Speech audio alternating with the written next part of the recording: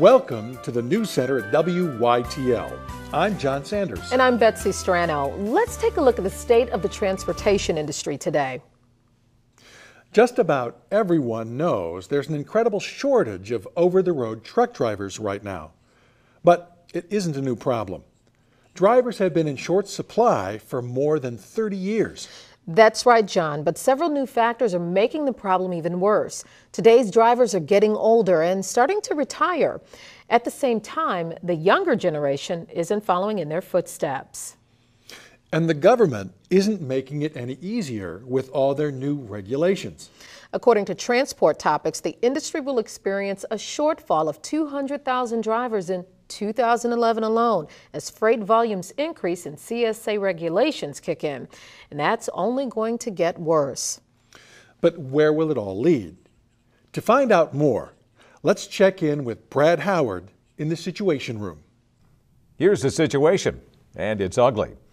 There are almost 2 million over-the-road drivers, and 17% of them will be retiring in the next 5 years. That's 340,000 empty trucks. But there's an even bigger problem that we can see from the Situation Room. It's called churn, and it's another word for turnover.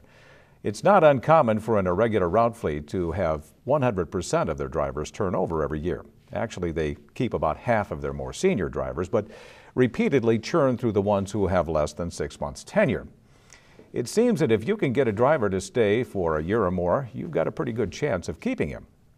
So the industry faces an actual shortage of drivers that's about to get much worse, and at the same time has to constantly recruit and hire just to backfill for the turnover.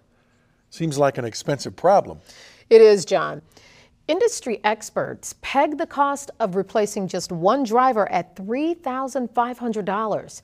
And when you have 100% turnover, that adds up quickly.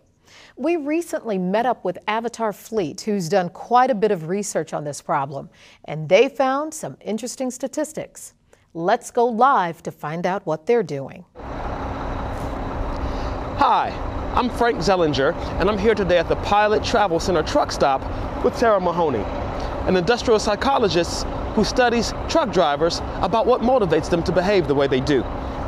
Tara, can you tell us about this driver shortage? And more importantly, why is there so much turnover? On one hand, I can tell you it's a real mess. And on the other, I can tell you it doesn't have to be this way. We decided to approach this situation using a scientific process, and we've been gathering data for several years now. Our studies show that a significant portion of the truck driver population feels alone and unwanted. They lack what we refer to as affiliation, and they have difficulty extracting self-worth and meaning out of their jobs. In short, they tend to be an unhappy lot. Thanks for those insights, Tara. Let's head back to the Situation Room and see how these findings apply to the overall truck driver population. Here's the situation. We've discovered some fascinating trends, but the one factor that supersedes them all is opportunity. Just about any driver can quit his employer on a whim and be rehired in a matter of hours. In other words, there's no penalty for leaving one company to join another. In the meantime, the companies need all of the drivers they can find, so they're willing to promise just about anything to attract new hires. Of course, you can't blame them. There's no shortage of freight, and generally speaking, if you can hire one driver today, you can haul one more load tomorrow. It's a vicious self-feeding cycle. Our staff psychologist has been crunching these data and studying the trends for some time now. Let's see if he can bring all of this together for us. Dr. Silver. We interviewed thousands of drivers to better understand what they're interested in and what makes them leave one company to go to another. We learned that over-the-road drivers leave their employers for 5 principal reasons: unfulfilled expectations, a lack of appreciation or affiliation, the perception of an injustice done to them or a general lack of respect, an internal tendency or personality trait that causes them to avoid long-term commitments, a marketplace with lots of opportunity and a low threshold of pain for changing jobs. Based on our studies, we created processes to mitigate these dynamics. Of course, human beings are far more difficult to analyze than chemicals or elements. But through science, we can begin to chip away at the turnover problem. AvatarFleet has done far more research than we can show here today, but we're still no closer to solving the problem. Not so fast, Betsy. We have our field correspondent, Monica Tate, on location with Mark Gardner, the CEO of AvatarFleet.